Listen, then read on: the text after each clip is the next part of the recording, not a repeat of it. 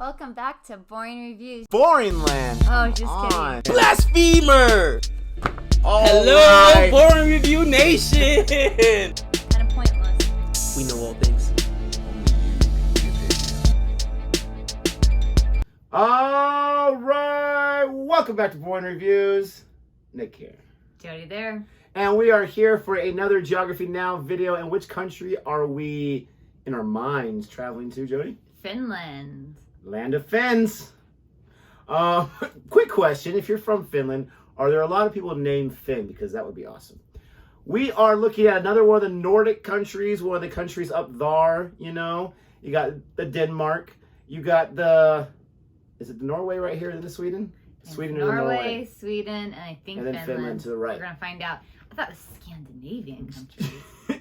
Oh, I don't know. I think Nordic, I don't know, maybe it's like up north where it's like... They're the countries that have the treadmills.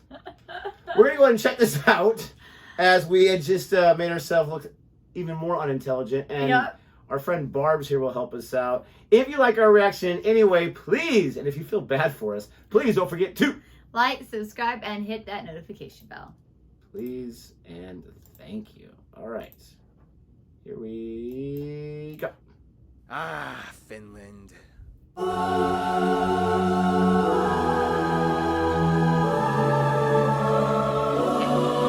I just had to say, I know when I said they're in the north. I know when I said north, I didn't mean it like that. I just meant like more like, I'm still like, oh my gosh, they're going to think we're idiots. I'm just thinking like I am an idiot. forestry, that maybe Nordic and Scandinavian are very similar. It's okay, I'm an idiot. You're fine. Yeah.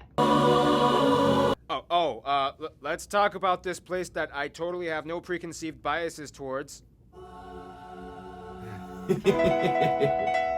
It's time to learn geography. No! Hey everybody, I'm your host Barbie. Welcome to the dark sheep of Northern Europe. All the other Nordic countries are like la la la la la, Nordic. while Finland is like we'll get into the heavy metal thing in a bit. Yes!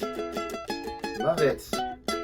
Now just remember, Finland is Nordic, but don't call it Scandinavian. There's a huge difference. That title only belongs to Sweden, Denmark, and Norway. First of all, Finland is located in Northern Europe, My lying on bad. the Let's Gulf. repeat Title that. only belongs to Sweden, Denmark, and Sweden, Norway. Denmark, First of and all, Norway. Finland is located in My Northern bad. Europe, lying on the Gulf of Finland and the Gulf of Bothnia, east of all that Scandinavian stuff. To the west, they border Sweden on the Torne River, or the Tornionjoki, until it reaches the tri-point border with Norway at the three-country You're Cairnstone. And to the east, they border big ol' Russia with another tri-point border with Norway that looks like this. The country is divided into 19 regions, or maakunta, with the autonomous region that we'll talk about a little bit later, and the capital of Helsinki, located in the south on the Gulf of Finland, which is also the second most northern capital in the world after Reykjavik, Iceland. The country also owns about 180,000 islands, the highest concentration of which found in the Baltic off the coast in the Åland archipelago. 180,000 Parts of Finland islands? also lie within the Arctic Circle. That's how far up north they are. Wow. And the three busiest airports are Helsinki, Oulu, and Rovaniemi. Now, my favorite part,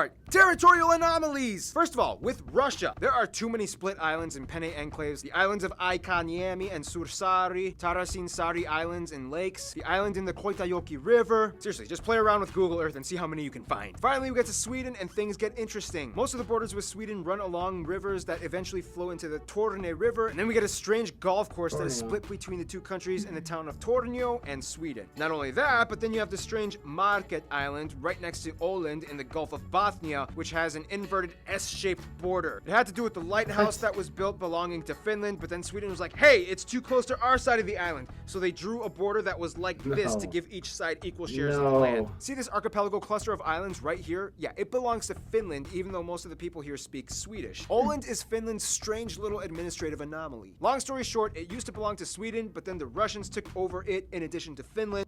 Decided Åland should belong to Finland with autonomy. But then the Soviets started attacking again, and then Finland was like, nope, and then fought back relentlessly, defending themselves and Åland, and Sweden just kind of sat there and didn't really do much for Åland as they decided to stay neutral. Finland defending Åland was kind of like the turning point. Now it's kind of like, Åland, come back to me! Look, Sweden, we had some great times, but you kind of really didn't do much for me when things got crazy. I mean, Finland defended me, okay? And he treats me well, okay? His tax incentives are great.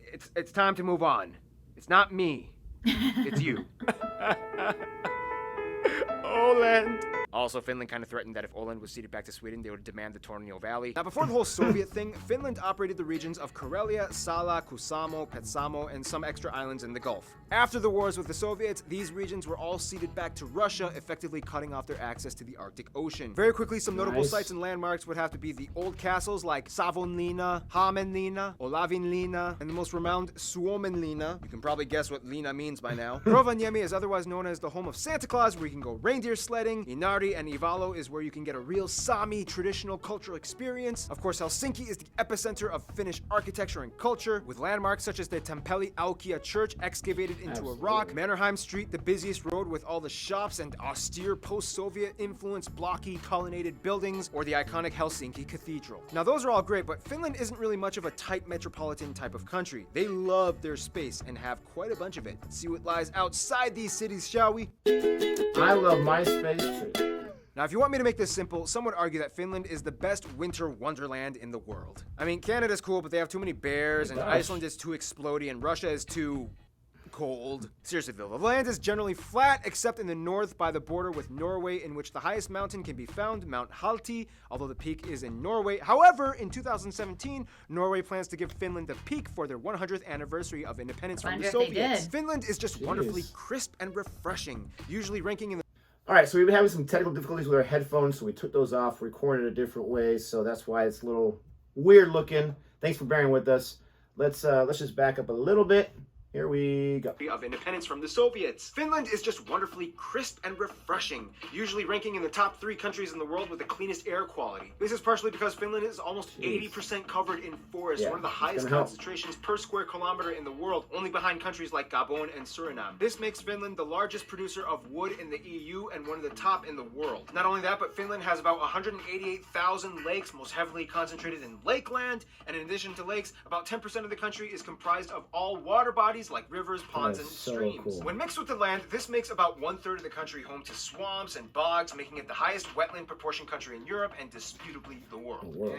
Maybe, but our floods are crazier. Fittingly, the name for swamp in Finnish is suo, and the word for Finland is suomi. I mean, technically, they also have like 9 other words for swamp, like rame, neva, leto, luta, laiteko, apa, paisa, janka, and korpi. And they love these swamps. One Finnish pastime is jumping in the mud, sometimes naked, and either playing soccer or wrestling. The landscape of Finland is shaped that way because imagine what happens when you crush something under a heavy glacier for a really long time, and then after the glacier melts, you're left with pockety erosion and mineral residue all over. Not only that, but Finland is experiencing a post-glacial rebound in which the land is steadily rising along the coast of the Gulf of Bothnia. Every year, Finland gains about 7 square kilometers and is technically rising out of the sea. The longest river is the Kemijoki that passes through Lapland and reaches the Gulf. So they're rising out of the sea, and yet who knows how accurate it is, but I've heard from a lot of the science teachers that Florida is starting to go under the sea.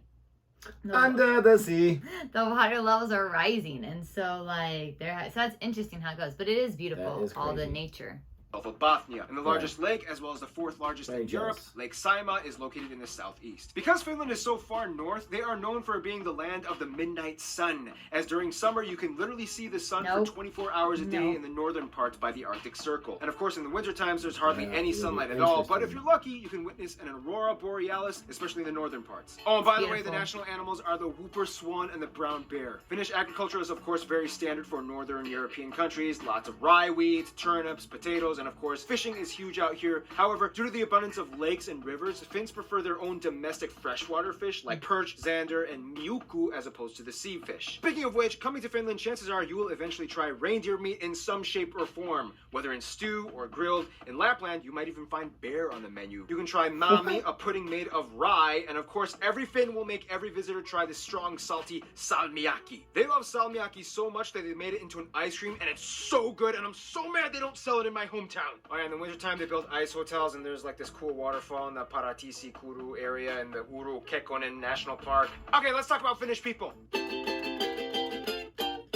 Okay, if you go to Finland, you will most likely experience a rather intense yet intriguing social construct. First of all, the country has about 5.5 million people and is the most sparsely populated country in the EU. The country is about 90% ethnically Finnish, about 6% are Swedish, and the rest is made up of everything else under the sun, like Russians, Estonians, Asians, and Africans. They use the euro as currency, they use the type CEF outlets, and they drive on the right side of the road. Of course, the Finnish people speak the Finnish language, which is arguably one of the hardest languages on earth to learn. Conjugation is a mess. Nouns and adjectives have inflectionary forms, whatever that means. Nonetheless, Finland has one of the best schooling systems in the world. In Finland, school hours are shorter, less homework is given, and there are virtually no mandated standardized tests apart from the exam you take in your final senior year of high school. What an idea. I'm just saying, America. What an idea. Also, if you get your PhD, you have the option to get a sword and a top hat along with your diploma. This is also why Finland is one of the most English-friendly countries in Europe. Children are taught around ages 9 to 11, and most people of the younger generation can at least hold an impressively fluid conversation. Finland is actually a conscription country in which all men ages 18 and up are required to serve either in the military or civilian services anywhere from 165 days to a year, depending on the type of service applied for. Åland Islands are exempt from the military conscription, but are required to serve in some kind of institution like the Coast Guard or civil services. Finnish culture is actually pretty funny. The stereotype is that Finns are incredibly quiet and don't talk that much in most public transactions. Just mind your business and no small talk. The cartoon Finnish Nightmares illustrates this concept pretty well. Check it out. Which is funny because Finland is huge on the boisterous, loud, and flashy heavy metal culture, having the highest concentration of heavy metal bands out of any other country in the world, with nearly 650 per 1 million residents. Finns also invented the wife carrying competition, in which a man must carry either his wife or girlfriend or any girl that agrees to get tossed around in an obstacle course, and the winner gets the women's weight in beer. It's very strategic because if you want to win, you might want to carry a lighter wife, but if you want more beer, you better do your squats, bro. Now, if you must know one thing about Finnish culture, you have to know about sauna. The Finns invented the sauna. Most homes, hotels, and apartments have a sauna built into them. They actually had a sauna competition at one point, but then a Russian guy died and they had to kind of cancel it. Overall, though, Finns are kind of brought up in a mindset known as sisu. It's kind of hard to explain the exact definition of it, but it kind of means something like guts or determination and never giving up, which really helped them along the fight with the Soviets. Sisu is to Finland what Jantaloen is to Denmark. There are so many other things I wish we could talk about, but we're running out of time. Angry Birds. But we do have time for friend time. We didn't get to see Keith talk about the music? I'm shocked. Historically, Finland was kind of always a little lonely. I mean, few, if any, trading routes ever went through this area. Even the Mongols were like, we're good. Nah, yeah, carry on. Nonetheless, over time, Finland did develop relations, and to this day is one of the most diplomatically outreached countries in the world. I mean, the Finnish passport is the #1 ranked and most sought after, as it has the highest number of visa-free countries applied to it. First of all, Finland generally gets along with other Nordic countries. However, they have the biggest frenemy relationship with Sweden. They'll trade and share a beer or two, but when hockey season comes, the bloodbath begins. When it comes to Russia, Finland kind of has to be their friend because Russia has the longest border with them and business is important. Nonetheless, Russia is kind of seen as like the next door neighbor that you once got into an argument with, but then you kind of fix things up, but then you kind of really didn't get over it, and then you have to see them every other day in the morning as you go to work. Germans are always welcome in Finland, and Hungarians are like the long-lost distant cousins that they just discovered and are trying to build a relationship with. Their best friends, though, might be Estonia and Norway. Everybody loves Norway. It's like the Cameroon of Europe. Norway has never had any controversy with Finland, and with the recent mountain gift proposal, relations are only strengthened. Estonia is like the nagging little sister that tries to imitate her bigger brother. I mean, they both even have the same national anthems, but in the end, they are family, and Finland always loves her. In conclusion, Finland really is a winter wonderland with quiet people that transform into metal monsters after a pint of long drink, topping their days off, baking themselves in human ovens for fun. And with that, we finish the Finnish episode. Ah, you waited for that for over 10 minutes. Stay tuned. The country that must not be named is coming up next. Oh my gosh. Next up. That's funny. It's almost like it was just him in this one. Nobody else. That was different. Yeah. I mean, this must have been, I mean, F, right? It's not A. It's not close to the A. It's 6 letters away. So, I mean, didn't think it would be that long ago. 6 years ago. I mean, I guess the other one started 7 years ago, so I guess that makes sense. We talk about this all the time, but the evolution of these episodes is quite wild. Yes. Because this one's 11 minutes, the other ones are 31. I think there's one like the longest like 39 minutes, 40 minutes or something like that. That's crazy. That's insane. That is insane. It kind of makes you want to go to Finland. Like, I want to go. I want to go to all these places. Yes, me too. But I feel like that's like a place like just seems cool. I love the idea of like no small talk, people sitting there reading, like not being Love bothered. that. Yeah. Yeah, like that. Let's move there. That's us to a T. Yes. Even though, oddly enough, we record ourselves talking. It's just us, so it's okay. Learned a lot in that episode. As you can tell from earlier on, don't know that much when it comes to geography. Can't even say a sentence correctly. Nope. But I'm very, very impressed with the schooling decisions. Shorter days, Oh my goodness. less homework, which I'm fine with both of those. No Standardized state testing. testing at the last year of school. Just like, think about all the that minutes. Makes sense. All the hours, Oh my gosh, all the the days you put days, into the days. just testing. And it's not just that. I know each district in America is different, but in our district alone, they want to add more testing. Always. We have testing for this, testing for this, testing for this, testing to see how we're going to do on this test at the end of the year. It probably is literally about 10 to 12% of the entire school year is testing focused. And that's way too much. All I can tell you is that we just finished week 2 of 5 weeks of testing at my school. 5 weeks. And then that's not even counting, I don't think, like your class exams. No. That's just state and standardized testing. No. The report card. No. So we'll get off that soapbox a little bit, but a lot of fun to watch this video. It wasn't fun to make the video just because a lot of editing issues this here, and the technical issues were driving me nuts. Had a little tantrum, but I'm better now. And I wanted to finish this. I wanted to see what we're going to learn from Finland. I can't even talk right now. All I can say is there's an episode that's being recommended. Visit Finland, 10 things that will shock you about Finland. If you want to watch it, let us know, because that sounds interesting to me. Yes. What's going to shock me about Finland? Everything's going to shock you. I have no idea.